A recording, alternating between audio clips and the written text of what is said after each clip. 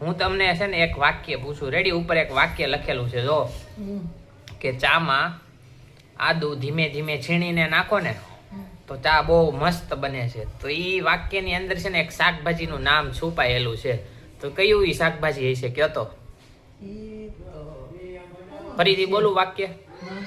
ચામાં ધીમે ધીમે આદુ છીણીને નાખો ને તો ચા બહુ મસ્ત બને છે. એમાં એક શાકભાજીનું નામ છુપાયેલું છે. કયો તો. એવું તો હોય છે. વિચારો. આદુ. આદુ. આદુ થોડુંક કઈ શાકભાજીમાં આવે? ખબર છે બીજું નથી ખબર? મમ્મી તને ખબર છે શું આવે? કેતો.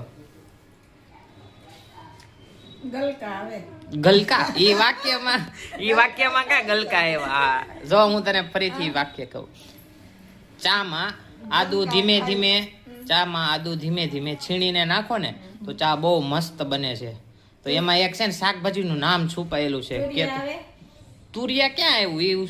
તું આવ્યું ઈ લાઈનમાં? તું આવતું જ નથી. તો દૂધી નું આવે. તો નથી ખબર?